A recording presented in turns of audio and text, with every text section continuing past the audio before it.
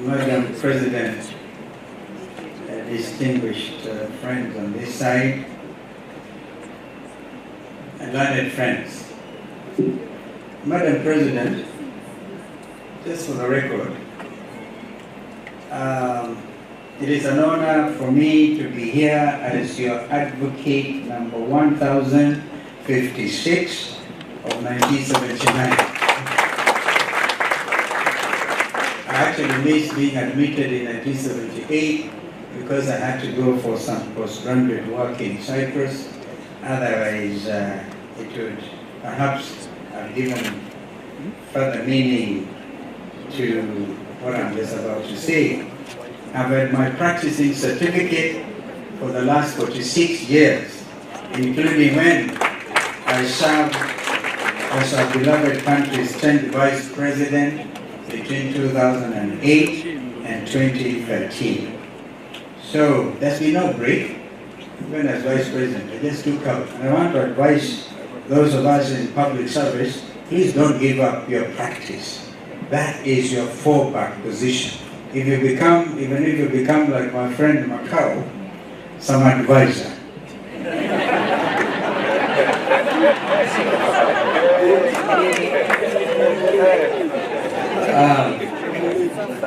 My learned friends, this annual conference is themed Protecting Constitutionalism and the Rule of Law and Governance.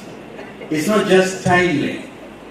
It is, in my opinion, the most consequential discussion of our time. Yesterday, Chief Justice Martha Koome, Madam President Faith Odhiambo, Professor Migaya Ketch delivered such powerful speeches that should have shaken anyone listening in this room and Stream B, as well as those watching from the outside, including the current leadership, in my opinion. Following Chief Justice Koome's observation that the work we do as a position is constitutional, yet the work we do is actually not in the Constitution. Allow me to contribute to this conversation. Learned friends, 2024-2025 is a case study of state repression, unlike anything experienced in our country's 22 to 62 years of independence. And please prepare yourselves to hear things you have not heard before from this podium, because I'm just exercising my role as Madam Chief Justice Koome said, the opposition. And we call it, we just have to say it as it is for the sake of this wonderful nation. The open daylight abductions, the public beatings and maiming of young Kenyans innocently protested the growth of Haiti-style militia groups with caches of small arms and light weapons, terrorizing Kenyans and looting businesses under the police supervision and protection. This reads like a blockbuster film. However, it is hardly an imaginative or artistic script that awaits performers to bring it to life on our screens. This is the current state of the nation, in which repression, tyranny, and flagrant contempt for the rule of law threaten to pervade and infect the country's soul. Members of the bar receive calls every day and night from shocked and frantic relatives looking for abducted Kenyans, most of whom are under 30.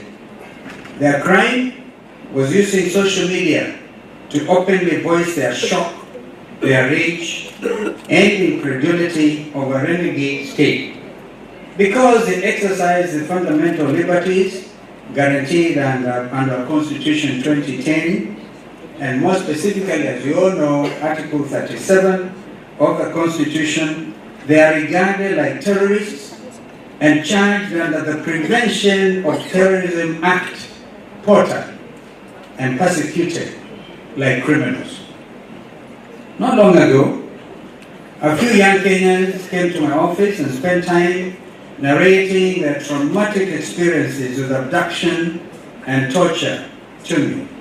Despite what they went through, the physical and mental torture each of them endured, and their fears that death was just a minute away, they all spoke confidently about one thing: their faith in our Constitution to rescue not only them, but also the others who are in cages with them.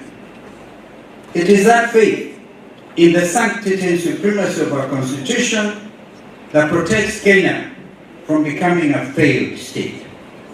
Whether it's a state capture of parliament and of state agencies, when elements of the church and sections of the opposition have been compromised to look the other way, it is you, the Law Society of Kenya, who have held fast. You have become a beacon of conscience for the country in such perilous times. You responded to distress calls at all hours and volunteered your services. You, Madam President, would even place a call saying, we need a senior counsel to at least appear in Melamani, because we have to be there to stand with you. It has been said from this podium that you have performed well. But in my honest opinion, you have exceeded everybody's expectation. You and your able team. Never mind if your vice chair was seen campaigning here.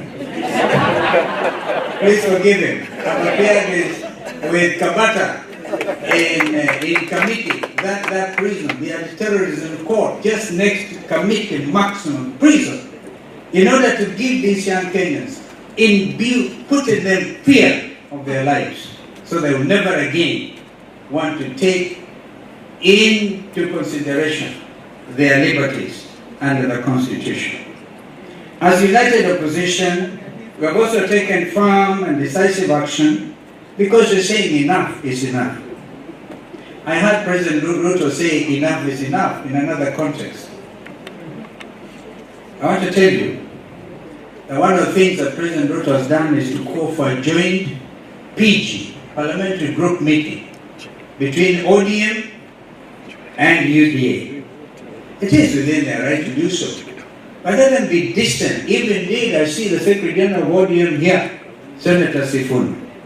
If indeed you attend that meeting at State House on Monday, for the love of this country and good order and governance and the supremacy of our institutions. We just had Professor Macau give a very good lecture on the separation of powers. And I've actually said Parliament itself is under state capture. Indeed, the fruition of this will happen on Monday, and I want to suggest to Senator Sifuna that if that happens, joint PG of UDA and ODM, the following day in Parliament, Honorable Junet Mohammed, who is supposed to represent me in Parliament as the majority leader, should immediately vacate and move now, so there will be good order, so that they now move and join together, so we will know that the opposition, the joint opposition, now will have the responsibility to have a new team.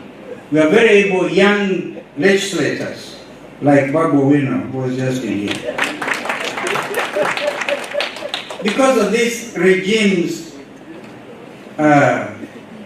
as Chief Justice said correctly yesterday, you cannot criminalize